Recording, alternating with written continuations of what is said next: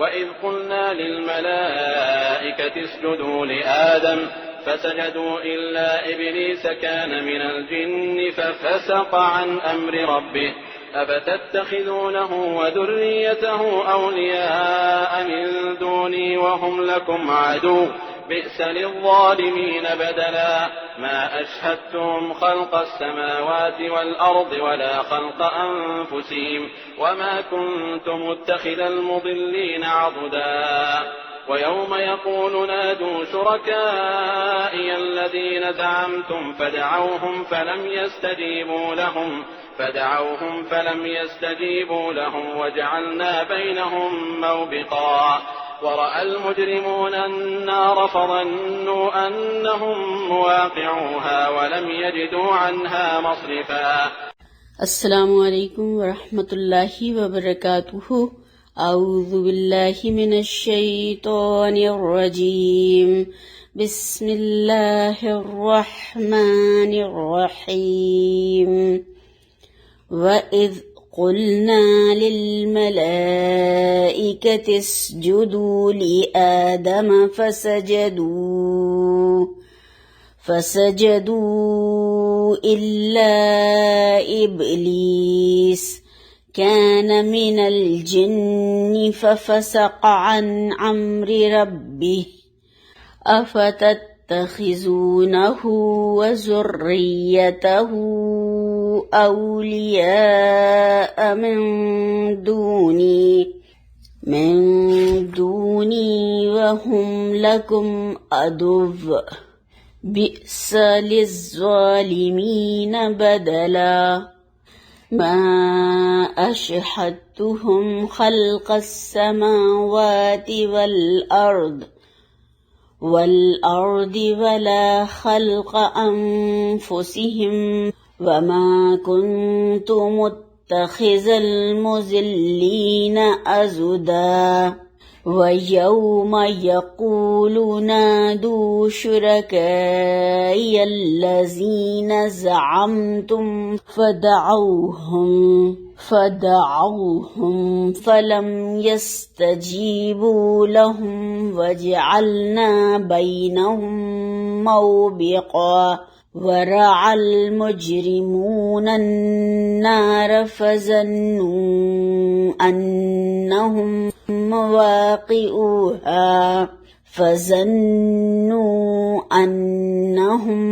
مواقعوها ولم يجدوا عنها مصرفا.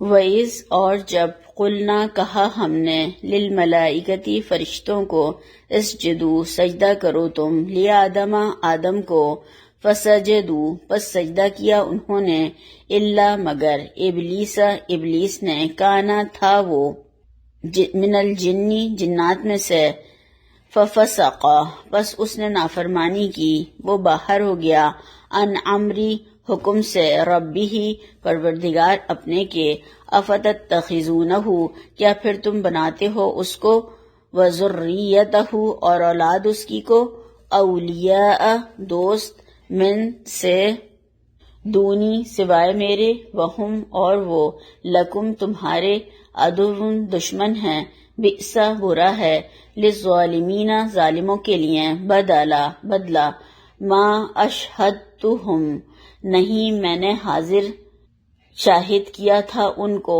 خلقا پیدا کرتے وقت سماواتی آسمانوں والارض اور زمین کے ولا اور نہ خلقا پیدائش پر انفسہم خود ان کی وما اور نہیں کنتو میں تھا متخذہ پکڑنے والا بنانے والا مضلین گمراہ کرنے والوں کو عضدا اپنا مددگار ویوما اور جس دن یقول وہ فرمائے گا نادو پکارو یا بلاؤ شرکائیہ میرے شریکوں کو الذین جن کو زعمتم تم گمان کرتے تھے فدعوہم پھر وہ ان کو بلائیں گے فلم یستجیبوا پس وہ کچھ جواب نہ دیں گے لہم ان کو وجعلنا اور ہم بنا دیں گے بینہم ان کے درمیان موبقہ ہلاکت کی جگہ ورعا اور دیکھیں گے مجرمون مجرم گناہگار النار دوزخ کو فظنوا پس یقین کریں گے انہم کہ وہ مواقعوہا اس میں پڑنے والے ہیں ولم یجدوا اور نہ پائیں گے انہا اس سے مصرفا کوئی راستہ یا پھرنے کی جگہ۔ نحمدہ ونصلی علی رسولہ الکریم رب اشرح لی صدری ویسر لی امری واحلل عقدۃ من لسانی یفقہوا قولی اللہم ارنا الحق حقا وارزقنا اتباعہ وارنا الباطل باطلا وارزقنا اجتنابہ آمین یا رب العالمین۔ الحمدللہ، اللہ تعالیٰ کا بے حد شکر احسان ہے کہ ہم سورہ کہف کو پڑھنے اور سمجھنے کی کوشش کر رہے ہیں۔ اللہ تعالیٰ ہمیں اس کی بہترین سمجھ عطا فرمائے اور بہترین عمل کرنے والوں میں شامل فرما لے۔ اور یہ جیسا کہ ہم نے اس کے پارٹ بتائے تھے جو مفسرین کرام نے بتائے ہیں 8، تو ان میں سے ہمارا 5واں حصہ چل رہا ہے اور 5واں طویل خطبہ جو ہے وہ ہم پڑھ رہے ہیں، اور اس میں اب آدم علیہ السلام کا تذکرہ ہے اور انسان کی تخلیق کی بات ہے۔ پہلے والے میں ہم نے خطبے میں جو پڑھا تھا کہ قریش کہتے تھے یہ خباب، یہ ابن مسعود اور یہ بلال، یہ ام مکتوم، یہ لوگ آپ صلی اللہ علیہ وسلم کے پاس سے نہیں ہٹیں گے تو ہم آپ کے پاس نہیں آ سکتے۔ تو اللہ تعالیٰ نے اس صورت میں اور ان آیات کے ذریعے ان کو سنا دیا کہ تم جو زمین پر تکبر کر رہے ہو تو تم سے پہلے تکبر کرنے والا کوئی اور بھی تھا، تم پہلے نہیں ہو۔ ایک اور ہستی تھی جس نے انسانیت کی ابتدا میں ہی تکبر کیا تھا، یعنی ابلیس، تو تم پھر اس کو فالو کر رہے ہو۔ ہر تکبر کرنے والا ابلیس کو فالو کرتا ہے، اور اس کے تکبر نے اس کا بہترین مرتبہ اس سے چھین لیا، جس بہترین مرتبے پہ اللہ تعالیٰ نے اسے فرشتوں کے ساتھ جنات ہونے کے باوجود فائز فرمایا تھا۔ اور اس نے آدم علیہ السلام سے حسد کیا، تکبر کیا، اور اس نے کہا انا خیر منہ خلقتنی من نار وخلقتہ من طین، اللہ تعالیٰ مجھے تو آپ نے آگ سے بنایا ہے اور اس کو جو ہے اب مٹی سے بنایا ہے، تو میں اس سے برتر ہوں۔ اپنی عقل کے مطابق سمجھ رہا تھا کہ جو آگ ہے وہ مٹی سے زیادہ طاقتور ہے، اس لیے میں اس سے بڑا ہوں۔ امام ابن قیم الجوزی جو ہیں تو 20 انہوں نے آرگومنٹ دیے ہیں اپنی کتاب میں کہ آگ جو ہے وہ مٹی سے بہتر نہیں ہے، اور آج سائنس نے بھی یہ پروف کر دیا ہے کہ مٹی بہتر ہے آگ کے مقابلے میں۔ تو یہاں پر اللہ تعالیٰ نے فرمایا وَإِذْ قُلْنَا لِلْمَلَائِكَةِ اسْجُدُوا لِآدَمَ فَسَجَدُوا إِلَّا إِبْلِيسَ كَانَ مِنَ الْجِنِّ فَفَسَقَ عَنْ أَمْرِ رَبِّهِ أَفَتَتَّخِذُونَهُ وَذُرِّيَّتَهُ أَوْلِيَاءَ مِن دُونِي وَهُمْ لَكُمْ عَدُوٌّ بِئْسَ لِلظَّالِمِينَ بَدَلًا۔ اور جب ہم نے فرشتوں کو حکم دیا کہ آدم کو سجدہ کرو تو سب نے سجدہ کیا مگر ابلیس نے نہ کیا، وہ جنات میں سے تھا اور اپنے پروردگار کے حکم سے باہر ہو گیا۔ کیا تم اس کو اور اس کی اولاد کو میرے سوا دوست بناتے ہو، حالانکہ وہ تمہارے دشمن ہیں، اور شیطان کی دوستی ظالموں کے لیے اللہ کی دوستی کا برا بدل ہے۔ اب یہاں پر فرشتوں کو حکم دیا گیا تھا کہ آدم کو سجدہ کرو، تو اس کے بارے میں یہ آتا ہے کہ بعض جو مفسرین ہیں وہ کہتے ہیں کہ یہ سجدہ تعظیمی تھا، اور بعض نے اس کو رکوع بھی کہا ہے۔ تو یہ آدم علیہ السلام کی عبادت نہیں تھی بلکہ اللہ تعالیٰ کا حکم تھا، اور اللہ تعالیٰ کے حکم کو ماننا ضروری ہے۔ تو یہاں پر سجدہ تعظیمی کی بات ہے، سجدہ عبادت کی بات نہیں ہے۔ تو اللہ تعالیٰ نے جب آدم علیہ السلام کو علم کے ساتھ میں رتبہ دیا، مرتبہ دیا، منزلت اور مرتبہ دیا، اور ان کو نام بتائے، چیزوں کے نام سکھائے، اور پھر اس کے بعد فرشتوں کے سامنے کیا اور پھر کہا کہ آدم ان کو نام بتائیے، تو آدم علیہ السلام نے سب نام بتا دیے۔ تو اللہ تعالیٰ نے ان کو پھر اس علم کی وجہ سے جو ان کو اللہ تعالیٰ نے دیا تھا فرشتوں سے سجدہ کرنے کے لیے کہا، اور یہ سجدہ تعظیمی تھا۔ تو تمام فرشتے جو تھے انہوں نے سجدہ کیا سوائے ابلیس کے، کہ اس نے سجدہ نہیں کیا، الا ابلیس، یعنی ابلیس نے سجدہ نہیں کیا۔ اور اللہ تعالیٰ نے وجہ اس کی یہ بتائی کیونکہ فرشتے جو ہیں وہ کبھی انکار نہیں کرتے. فرشتوں کی سرشت میں انکار ہے ہی نہیں، ان کی فطرت میں انکار ہی نہیں ہے. وہ جو حکم دیا جاتا ہے وہ بجا لاتے ہیں. اور یہ دو مخلوقات جو ہیں وہ اختیاری ہیں، ایک تو انسان اور ایک جنات. ان کو جو حکم دیا جاتا ہے یہ ٹالم ٹول بھی کرتے ہیں، مان بھی جاتے ہیں، عمل بھی کرتے ہیں، پیچھے بھی رہ جاتے ہیں اور نہیں مانتے اور غلط کام بھی کرتے ہیں. تو یہ جو ہے اس نے، یہ جنات میں سے تھا، اس نے انکار کر دیا، نافرمانی کی. یعنی فسقہ جو آیا ہے یہاں پر کسی چیز کی حدوں کو توڑ کر باہر نکل جانا. فاسق اس کو کہا جاتا ہے جو کسی حد پر نہیں رکتا ہے، اور اسی سے پھر فساق اور فجار بھی بنتا ہے. تو یہ جو کسی حد پہ نہ ٹھہرنے والا اور حدوں کو توڑنے والا، تو وہ حد سے باہر یعنی اللہ کے حکم سے باہر نکل گیا.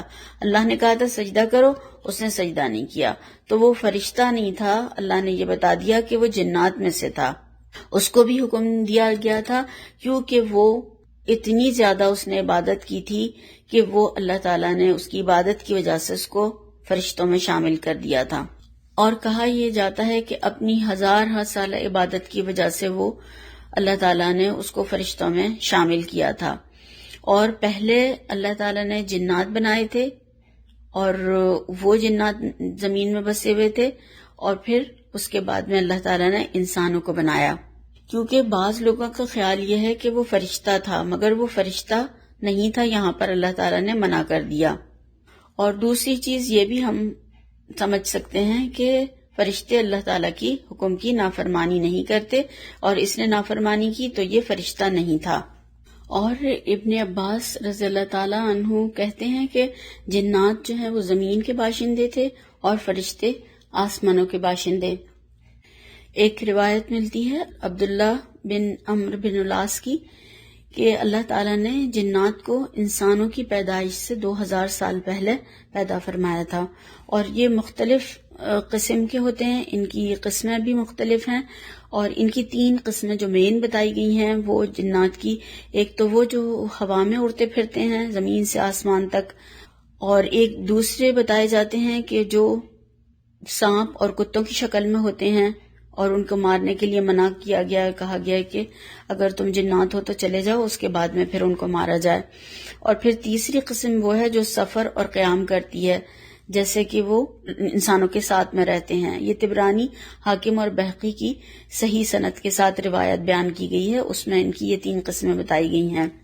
اور یہاں پر پتہ چلتا ہے کہ اس کی اولاد بھی ہے. افتتخذونہ وذریتہ، اللہ تعالیٰ نے جو فرمایا کہ کیا تم اس کو اور اس کی اولاد کو میرے سوا دوست بناتے ہو، تو اس کی ذریت بھی ہے. اور اس کے بارے میں کہا جاتا ہے کہ یہ بازار میں ہوتا ہے، وہاں فتنہ فساد پھیلاتا ہے اور وہاں انڈے بچے دیتا ہے، اور اس نے اپنے بچوں کو مختلف کاموں پر لگایا ہوا ہے، یعنی ڈیوٹیز جو ہیں وہ تقسیم کی ہوئی ہیں.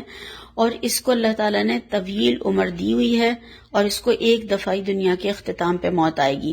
کچھ لوگوں کو بیکار کے اور بے تکے سوالات کرنے کی عادت ہوتی ہے. تو اسی طرح سے کسی نے ایک عالم سے پوچھا کہ اس کی یعنی شیطان کی بیوی بھی ہے، تو انہوں نے کہا کہ میں نکاح میں شریک نہیں تھا، یعنی میں وہاں پر حاضر نہیں تھا تو مجھے معلوم نہیں ہے. تو یعنی اب اس کا نکاح ہوا تھا، اس کی بیوی ہے یا نہیں ہے، اس سے کیا انسان کو فائدہ پہنچے گا. اصل تو یہ کہا گیا کہ تم اس کو اپنا دوست نہ بناؤ. تو یہاں پر اس سے بچنے کے بجائے بے تکے سوال کرنے کی اور دوسرے لوگوں کو بھی پریشان کرنے کی کوئی ضرورت نہیں ہے انسان کو. تو اس کے جو نام بتائے جاتے ہیں اولاد کے جو کہ مختلف کاموں پر لگی ہوئی ہے، اصل اس کا نام جنی ہے، اور عامر بھی ہوتا ہے جو کہ حمزات کہلاتے ہیں. اور پھر ارواح ان کو کہا جاتا ہے جو بچوں کو پریشان کرتے ہیں اور بچے روئے چلے جاتے ہیں بے تحاشا. اور پھر ایک اور جو ان کی قسم بتائی ہے جو کہ خبیث ہوتے ہیں، جو پریشان کرنے والے ہوتے ہیں، ان کو کہا جاتا ہے. اور جو حد سے زیادہ شرارت کرتے ہیں وہ عفریت کہلاتے ہیں، جیسے کہ اردو میں جن کو بھوت پریت وغیرہ بھی کہا جاتا ہے. اور خاص طور سے جو وضو کے درمیان وسوسہ ڈالتے ہیں، کیونکہ بہت سارے لوگوں کو جو وسوسہ ہوتا ہے وہ ایسا لگتا ہے کہ پاک ہی نہیں ہوئے، وہ دھوتے چلے جاتے ہیں بار بار دھو رہے ہوتے ہیں. تو وہ جو ہوتا ہے جن، وہ ولہان اس کو کہا جاتا ہے. اور نماز میں جو بہکاتا ہے اس کو خنزب کہا جاتا ہے. تو یہ سارے اس کی ذریت ہے اور یہ مختلف کاموں پر اس نے تقسیم کیا ہوا ہے ان کو. تو یہاں پر اللہ تعالیٰ کا شکوہ ہے ایک طریقے سے کہ وہ جو اللہ تعالیٰ کا نافرمان ہے، اللہ تعالیٰ کا دشمن ہے، نافرمانی کر رہا ہے، آدم کا دشمن ہے، تو تم اللہ تعالیٰ کو چھوڑ کر اس کی بات مانتے ہو، اور جبکہ وہ تو تمہارا دشمن ہے تم اس کی اطاعت کرتے ہو. تو ظالموں نے کتنا برا بدل اختیار کیا ہے، اللہ کو چھوڑ کر شیطان کی دوستی اور اطاعت اختیار کر لی ہے، اور انسانوں سے حسد رکھتا ہے. روز اول سے اس نے حسد کیا ہے، پھر بھی تم اپنا دوست سمجھ رہے ہو اس کو، پھر بھی تم اپنا مانتے ہو اس کو.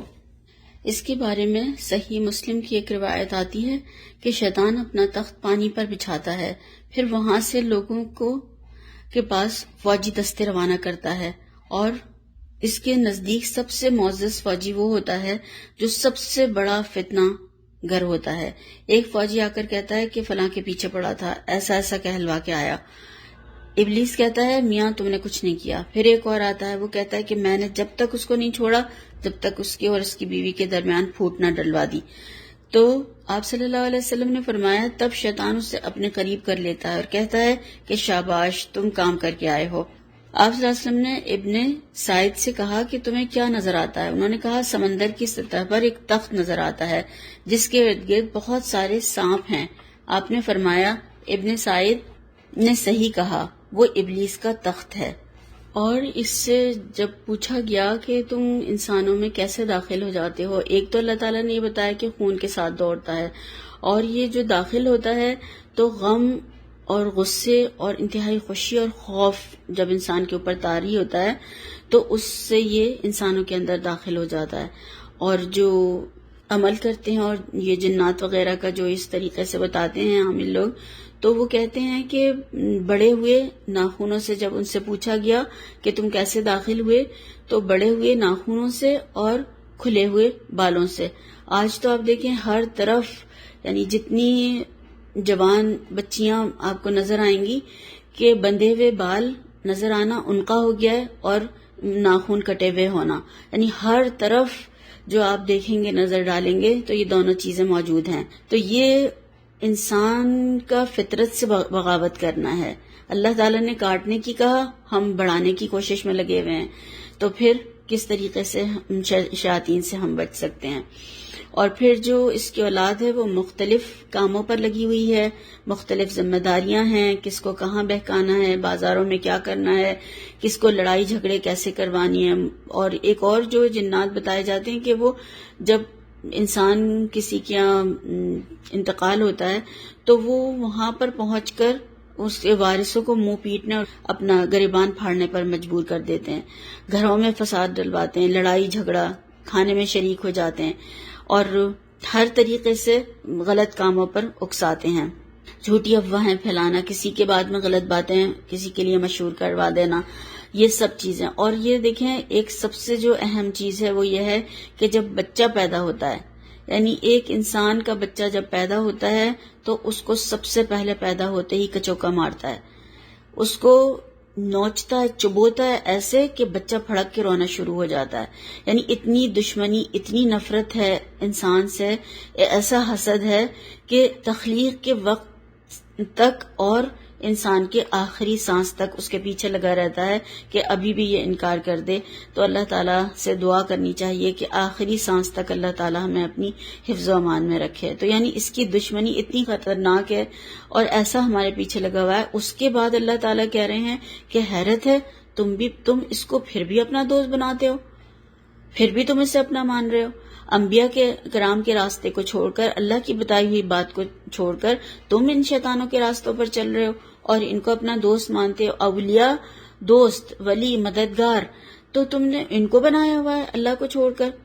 اور تمام جادوگر جو ہوتے ہیں وہ شیاطین کو جو ہے وہ پوجا کرتے ہیں. جبھی وہ جادو ان کا اثر ہوتا ہے اور وہ جادو سیکھتے ہیں تو وہ ان کی پوجا کرتے ہیں شیطانوں کی. اور کچھ شیطان کے پجاری ہوتے ہیں اور زیادہ تر اس کو فالو کرنے والے ہوتے ہیں. یعنی کچھ لوگ جو ہیں وہ پوجا کرتے ہیں اور پوری پبلک جو ہے باقی کی کیا کر رہی ہے، وہ اسے فالو کر رہی ہے، جو وہ کہتا جا رہا ہے وہ کرتے جا رہے ہیں، غلط کام، فطرت کے خلاف کام، ابھی جیسے کہ بتایا جو غلط چیزیں ہیں ساری وہ شیطان سکھاتا چلا جاتا ہے اور انسان کرتا چلا جاتا ہے۔ تو تمام غلط باتیں جو ہیں وہ انسان کس کے کہنے پہ کر رہا ہے، اپنا ولی مان کر، اپنا دوست مان کر، اپنا بڑا مان کر اس کے ساتھ میں یہ اس کی فرما برداری کرتے ہوئے انسان کر رہا ہے۔ تو اللہ تعالیٰ کہہ رہے ہیں کہ یہ بدلہ جو ہے، یہ جو بدلہ ہے تم نے، یہ بہت برا ہے۔ یہ جب ہم دیکھیں کوئی چیز ایکسچینج کرتے ہیں تو ہم چاہتے ہیں کہ ہم جو دے رہے ہیں اس سے اچھی چیز ہمیں ملے، تو یہ تمہارا کیا ایکسچینج ہے کہ تم نے ایک اچھی چیز اللہ کی فرما برداری کو دے کر شیطان کا ساتھ قبول کر رہے ہو، تو یہ تو بہت برا ایکسچینج ہے، یہ تو تم نے بہت غلط چیز خرید لی ہے یا مول لی ہے یا پھر تم نے بدل کر لی ہے۔ تو اللہ تعالیٰ اس چیز سے محفوظ رکھے اور ہمیں شیطانی وسوسوں سے، شیطانی تمام چیزوں سے، اور اس کے لیے بتایا گیا کہ اذکار پڑھنا، تلاوت قرآن کریم کرنا زیادہ سے زیادہ، اور لا الہ الا اللہ وحدہ لا شریک لہ لہ الملک و لہ الحمد وہو علی کل شیء قدیر، اس کو پڑھنے کے لیے کہا گیا ہے کہ یہ پڑھا جائے تو شیطان جو ہے اس سے انسان بچ سکتا ہے۔ آیت الکرسی ہے، سورہ بقرہ کا جو آخری 2 آیات ہیں ان کو پڑھا جائے، اور جو اللہ تعالیٰ کی فرمانبرداری کی باتیں ہیں، احکامات ہیں، ان پر عمل کیا جائے۔ حسن بصری کہتے ہیں کہ ایک جگہ ایک درخت تھا، لوگ اللہ تعالیٰ کو چھوڑ کر اس کی پوجا کیا کرتے تھے۔ وہاں ایک آدمی آیا اور اس نے کہا کہ میں اس درخت کو کاٹ کر رہوں گا۔ وہ اللہ کی خاطر غصے میں اس کو کاٹنے آیا، راستے میں ابلیس سے ملاقات ہوئی جو انسانی شکل میں تھا۔ ابلیس نے کہا کہ کیا چاہتے ہو؟ اس نے کہا اس درخت کو کاٹنا چاہتا ہوں جس کو لوگ اللہ تعالیٰ کو چھوڑ کر پوج رہے ہیں۔ اس نے کہا جب تم نہیں پوج رہے تو تمہارا کیا نقصان ہوتا ہے، چھوڑو، جانے دو۔ آدمی نے کہا نہیں، میں اسے کاٹ کر رہوں گا۔ شیطان کہنے لگا کہ تم اس کو نہ کاٹو، اس کے بدلے میں تمہیں تمہارے تکیے کے نیچے ہر روز 2 دینار تمہیں مل جایا کریں گے۔ اس نے پوچھا کہ کیا یہ کہاں سے ملیں گے؟ شیطان نے کہا کہ میں اس کا ذمہ دار ہوں، میں تمہیں دلوا دوں گا۔ وہ واپس چلا گیا اور صبح اسے تکیے کے نیچے 2 دینار مل گئے۔ پھر دوسری صبح کچھ نہ ملا تو وہ غصے سے درخت کاٹنے کے لیے نکلا۔ راستے میں پھر شیطان سے ملاقات ہو گئی، پوچھا کیا چاہتے ہو؟ آدمی نے کہا اس درخت کو کاٹنا چاہتا ہوں جسے اللہ کو چھوڑ کر لوگ پوج رہے ہیں۔ اس نے کہا تم جھوٹ کہتے ہو، تم اسے کبھی بھی نہیں کاٹ سکتے۔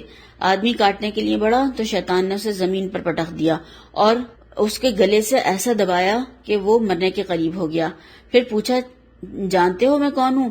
میں شیطان ہوں، تم پہلی مرتبہ اللہ کی خاطر غصے سے آئے تھے، میرا تم پر کوئی بس نہیں چل سکا، میں نے تمہیں 2 دینار کا لالچ دیا تو تم چلے گئے، جب تم 2 دینار کی خاطر غصے میں آئے تو مجھے تم پر تسلط حاصل ہو گیا۔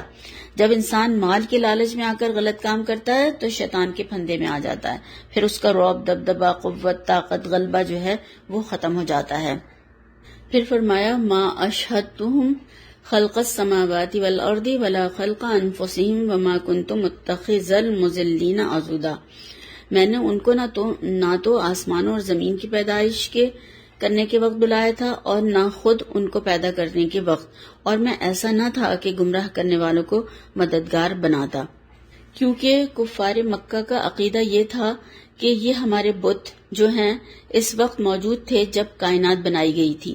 تو یہاں بتایا گیا کہ ایسا کچھ بھی نہیں ہے، یہ غلط، جھوٹ، بکواس بات ہے۔ نہ تو اللہ تعالیٰ نے آسمان اور زمین کے بنانے کے وقت میں 3 چیزوں کا تذکرہ کیا ہے یہاں پر، اور نہ انسان کے بنانے کے وقت۔ اللہ تعالیٰ نے کوئی کسی کو بھی نہ بنانے میں کوئی تھا نہ ختم کرنے میں کوئی ہوگا، اور اس کو کسی کی سپورٹ کی ضرورت ہی نہیں ہے، اس کو کسی کی مدد کی ضرورت ہی نہیں ہے کہ وہ کسی کو بلائے کہ آؤ چلو میرے ساتھ مدد کرو تاکہ میں یہ کام کر سکوں۔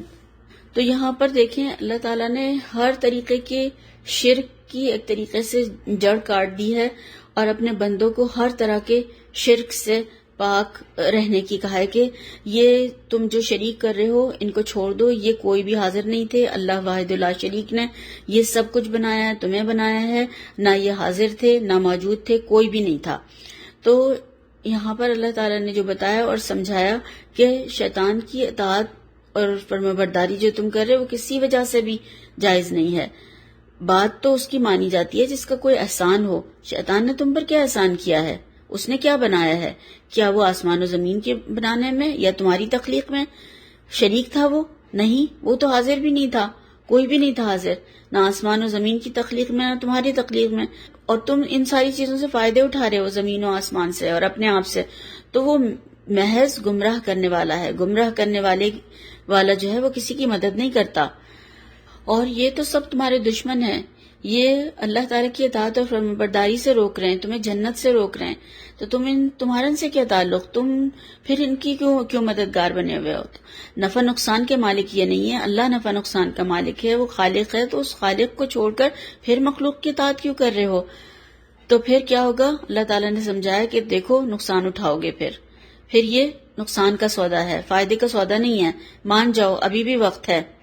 اور جیسے کہ اگر ہم دیکھیں کہ آج کے جو مسلمان ہیں وہ کیا کر رہے ہیں، وہ شریعت کو چھوڑ کر خود ساختہ طریقوں پر چل رہے ہیں، اور یہ سب شیطانی راستے ہیں، یہ شیطان کی سکھائی ہوئی چیزیں ہیں. افطرا پردازی، اللہ کے اوپر جھوٹ باندھنا، یہ سب اور شیطان کے وسوسوں سے اس کا شکار ہو کر اپنے آباء و اجداد کی پیروی، معاشرے کے رسم و رواج کی پیروی اور غلط کاموں کو جو سب کچھ کر رہے ہیں، یہ سب نقصان اٹھانے والے ہیں. تو ہمیں سمجھنا کیا ہے اس آیت کے ذریعے سے کہ جس کی سند قرآن اور سنت سے ملتی ہو، جو ثابت ہے قرآن سے اور اللہ کے نبی صلی اللہ علیہ وسلم کی سنت سے، وہ کرنا ہے، باقی سب چھوڑ دینا ہے. وہ سب پھر شیطانی چیزوں میں آ جائے گا اور اس سے نقصان اٹھائے گا انسان، اور پھر وہاں پر جنت تک نہیں پہنچ سکے گا. تو یہاں پر اللہ تعالیٰ نے صاف طور پر بتا دیا کہ یہ موجود بھی نہیں تھے، اور اگر کوئی ان کو مددگار مانتا ہے تو وہ گمراہ ہونے والا ہے پھر. اور عضودہ جو یہاں پر آیا ہے، بازو کو کہتے ہیں، قوت، طاقت، مددگار. اور عضودہ جو ہے وہ کوہنی سے لے کر کندھے تک کا حصہ کہلاتا ہے، یعنی قوت و طاقت ایک بازو کی جو ہوتی ہے وہ. تو یہ اس طریقے کی کوئی بھی مدد کے لیے اللہ کے ساتھ نہیں تھے. تو یہاں پر پھر ان کا کہنا ماننا انسان کے لیے ضروری نہیں ہے. پھر فرمایا وَيَوْمَ يَقُولُ نَادُوا شُرَكَائِيَ الَّذِينَ زَعَمْتُمْ فَدَعُوهُمْ فَلَمْ يَسْتَجِيبُوا لَهُمْ وَجَعَلْنَا بَيْنَهُمْ مَوْبِقًا.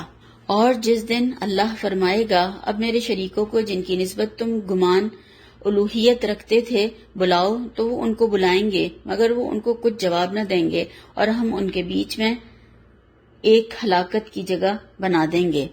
مسند احمد کی روایت میں آتا ہے کہ کافر ابھی 40 سال کی مسافت پر ہوگا کہ وہ یقین کر لے گا کہ جہنم اس کا ٹھکانہ ہے، اور دور سے دیکھ کر اسے یقین آ جائے گا یہی جگہ ہے میری. اس رستے پر اسے چلنا پڑے گا، نہ بچنے کی کوئی جگہ ہوگی وہاں سے، نہ بھاگنے کی کوئی جگہ ہوگی، نہ راستہ ہوگا، نہ راستہ بدل سکے گا. اسی راستے پر چلنا ہوگا، وہیں جانا ہوگا اور جہنم میں گرنا ہوگا. اللہ تعالیٰ سے انجام سے محفوظ رکھے. اور وہی مقام ہوگا ان کا. اگر دیکھیں انسان تصور کرے کہ مجرم جو ہے وہ آگ کو دیکھ رہے ہوں گے اور سمجھ رہے ہوں گے کہ اب اس میں گرنا ہے اور کوئی راستہ بھی نہیں ہوگا. دنیا میں تو اگر دیکھتے ہیں کہ آگے کچھ ہے، سڑک خراب ہے، کوئی آگ لگ گئی ہے، کوئی ایسا حادثہ ہو گیا ہے، تو وہاں سے فوراً دوسرا راستہ بدل لیتے ہیں. تو وہاں سے تو انسان راستہ بدل کے کہیں جا بھی نہیں سکے گا. تو یہاں پر خوف دلایا گیا ہے کہ راستہ بدلنا ہے تو ابھی بدلو، کل راستہ بدلو گے تو وہاں پر تم کہیں بھی نہ پہنچ سکو گے اور اسی پر ہی تمہیں چلنا پڑے گا. اور وہ وہاں پر چیخ چیخ کر پکاریں گے، بلائیں گے جن کو انہوں نے دنیا میں پوجا ہوگا، اللہ کے ساتھ جن کو شریک کرتے رہے تھے، تو ان سب کو چیخ چیخ کر پکاریں گے، چاہے وہ ولی ہوں، پیر، فقیر، پتھر کے بت ہوں، فرشتے ہوں، ان سب کو پکاریں گے مگر کوئی بھی ان کی مدد کو نہیں آ سکے گا. اور یہ بات بھی ہے کہ جب کوئی زندہ ہے تو اسے تو ہم مدد کے لیے بلا سکتے ہیں، کوئی ہمیں مشکل ہے، پریشانی ہے، مگر فوت شدہ کو مدد کے لیے نہیں پکارا جا سکتا. تو یہاں پر اس عقیدے کی بھی تردید کر دی گئی ہے. اور اس کے بارے میں امام حسن بصری کہتے ہیں کہ ان کے درمیان نفرت ڈال دی جائے گی کہ وہ آوازیں لگائیں گے، پکاریں گے مگر کوئی اس کو جواب ہی نہیں دے گا. اور موبق جو یہاں پر کہا گیا، اس کے بارے میں کہا جاتا ہے اس کو قید خانہ بھی کہا گیا ہے. اور جہنم میں ایک خوفناک جو وادی بتائی جاتی ہے، پیپ کی وادی ہے، خون اور پیپ ہے جس میں، اس کا نام موبق ہے، یعنی ہلاکت کا گڑھا. تو ان کے درمیان میں ان کو جمع کیا جائے گا، وہاں پر رکھا جائے گا ان کو. اللہ تعالیٰ محفوظ رکھے اس ہلاکت کے گڑھے میں جہاں پر یہ لوگ رکھے جائیں گے. اللہ تعالیٰ اس انجام سے محفوظ رکھے. اور پھر ایک پہاڑ کے بارے میں بھی بتایا گیا ہے کہ ایک پہاڑ پر ان شرک کرنے والوں کو پہنچا دیا جائے گا، دوسری طرف وہ ہوں گے جن کو شریک کیا جا رہا ہے، اور پھر ان کو کھڑا کر دیا جائے گا اور بیچ میں یہ جہنم کی وادی ہوگی. تو وہاں سے یہ کراس کر کے ان کو کس طریقے سے جائیں گے، اللہ تعالیٰ محفوظ رکھے۔ تو آج دیکھیں کتنا شرک کر رہے ہیں اور کچھ احساس بھی نہیں ہے۔ آپ صلی اللہ علیہ وسلم نے شرک کو مثال دے کر سمجھایا کہ اس کو پہچاننا سخت مشکل ہے۔ اندھیری رات میں کالے پہاڑ پر کالی چیونٹی پہچاننا جتنا مشکل ہے، ایسا ہی شرک کو پہچاننا مشکل ہے۔ ہم تو مسلمان ہیں، ہم تو شرک نہیں کرتے، مگر اس طرح کا شرک کر رہے ہوتے ہیں جو انسان سمجھتا بھی نہیں ہے۔ جو چیزیں روایات خاندان میں غلط چلی آ رہی ہیں، غلط باتیں، ان کا ہمیں پتہ ہی نہیں ہے اور وہی کرتے چلے جا رہے ہیں۔ تو اگر جس بات کا پتہ چل جائے اس کو فوراً چھوڑ دیں، توبہ کر لیں، اللہ کی طرف پلٹ آئیں۔ اور یہ اصل میں کیا ہوتا ہے، خواہشات کی پیروی ہوتی ہے کہ ہمارا بھی دل چاہ رہا ہوتا ہے وہی کام کرنے کے لیے، اور پتہ چل بھی جاتا ہے پھر بھی وہی کر رہے ہوتے ہیں۔ تو پھر اگر خواہشات کی پیروی کرتے رہیں گے تو انجام پھر وہی ہوگا جو ابلیس والا بتایا گیا اس میں۔ اور مسلمان تو کہتے ہیں ہم تو مٹی اور پتھر کے بت نہیں پوجتے ہیں، مگر وہ دیکھیں کہ ان کے بت کیا کیا ہیں، ان کو نظر نہیں آ رہے۔ آج دیکھیں اولاد کا بت بنایا ہوا ہے، مال کا بت ہے، گھر، ازواج، یہ سب بت ہیں۔ اور یہ بت کیسے بن جاتے ہیں کہ اللہ کی نافرمانی کی جاتی ہے، یعنی اللہ کی فرمانبرداری کے کام چھوڑ کر ان کی باتوں میں، ان کے کاموں میں اور حرام میں پڑ جاتا ہے اور اللہ کی نافرمانی کر رہا ہوتا ہے انسان۔ تو پھر یہ پتھر کے بتوں سے بھی زیادہ خطرناک بت انسان کے لیے بن جاتے ہیں اور پھر وہ اس سے گمراہی میں مبتلا ہو جاتا ہے۔ تو کافر پھر یہی تو کہتے ہیں کہ ہم تو کھڑی مورتی کو پوجتے ہیں، تم پڑی مورتی کو پوجتے ہو، تم مزاروں کو پوجتے ہو، مزاروں پہ جا کے چادریں چڑھاتے ہو، مزاروں پہ کیا کیا کرتے ہو، وہاں پر قوالیاں اور چمٹے اور ڈھول تاشے دھمال اور یہ ساری چیزیں جو ہیں، اور یہ سب جو کام ہے یہ سب شیطانی چیزیں ہیں جو کہ انسان کو سکھاتا ہے اور انسان پھر وہی کرتا چلا جاتا ہے۔ تو خواہشات جو ہیں پھر انسان کو حاویہ میں گرا دیتی ہیں۔ اور پھر اللہ تعالیٰ نے یہاں پر جو فرمایا وَرَأَى الْمُجْرِمُونَ النَّارَ فَظَنُّوا أَنَّهُمْ مُوَاقِعُوهَا وَلَمْ يَجِدُوا عَنْهَا مَصْرِفًا، اور گناہگار لوگ دوزخ کو دیکھ لیں گے تو یقین کر لیں گے کہ وہ اس میں پڑنے والے ہیں اور اس سے بچنے کا کوئی راستہ نہ پائیں گے، یعنی راستہ بھی نہیں بدل سکیں گے، نہ بچ سکیں گے، اور ایک حالت سے یعنی دوسری حالت پر پلٹ کر بھی نہیں جا سکیں گے، پھر نہیں سکیں گے، وہاں سے بچ نہیں سکیں گے۔ تو بتا دیا، سمجھا دیا کہ بچنا ہے تو ابھی بچو، قیامت سے پہلے ابھی تمہارے پاس وقت ہے، مہلت ہے، موقع ہے۔ ایسے کام کرو کہ اللہ کی فرمانبرداری کر کے اللہ کی جنت میں جا سکو، ایسے کام مت کرو کہ اللہ کی نافرمانی کر کے پھر تمہیں آگ دیکھنی پڑے، ورنہ پھر وہاں پر تم نہیں بچ سکو گے۔ اور مسلمان جو ہیں آپ صلی اللہ علیہ وسلم کی شان میں غلو کر کے اور آپ صلی اللہ علیہ وسلم کا مقام اللہ تک پہنچا کر وہ بھی ایک طریقے سے شرک کر رہے ہوتے ہیں، اللہ کے ساتھ شریک کر دیتے ہیں۔ تو اس طرح سے شرک کرتے ہیں کہ کسی شاعر نے کہا کہ ہم نے بغیر عین کے عرب دیکھا مدینے میں، یعنی اگر عین نکال دیا جائے عرب میں سے تو رب بن جاتا ہے، یعنی اس طریقے کا شرک اللہ تعالیٰ محفوظ رکھے، کیونکہ اس کی سمجھ نہیں آتی ہے اور جو دل چاہے جو کرتے چلے جا رہے ہیں۔ اللہ تعالیٰ عقل اور سمجھ عطا فرمائے اور ہمیں صحیح عمل کرنے والا بنائے، اور یہ غلط باتیں جو ہیں جتنی شیطان کے وسوسے اور بہکاوے اور غلط چیزیں اللہ تعالیٰ ان سے ہمیں دور رکھے، آمین ثم آمین۔ تو شروع میں ہی جو آدم علیہ السلام کا واقعہ بتایا تھا تو اس میں یہی بتایا تھا کہ جو آدم علیہ السلام کے ساتھ شیطان نے کیا تو تمہارے باپ کے ساتھ میں، تو وہ اب تمہارے ساتھ دنیا میں زمین میں یہ کام کر رہا ہے، تو تم جو ہو ابھی تمہارے پاس وقت ہے، مہلت ہے، موقع ہے، عمل کر سکتے ہو، تو پھر تم اللہ کی بات کو فالو کرو، شیطان کی بات کو فالو مت کرو، کیونکہ یہ پھر نقصان اٹھانے والوں میں اور خسارہ پانے والوں میں ہو جاؤ گے اگر تم نے اس کا کہنا مانا تو اللہ کو چھوڑ کر۔ تو اللہ تعالیٰ اس انجام سے محفوظ رکھے اور ہمیں اپنی فرمانبرداری کرنے والا بنائے۔ سبحانک اللہم و بحمدک، اشہد ان لا الہ الا انت، استغفرک و اتوب الیک۔ السلام علیکم ورحمۃ اللہ وبرکاتہ۔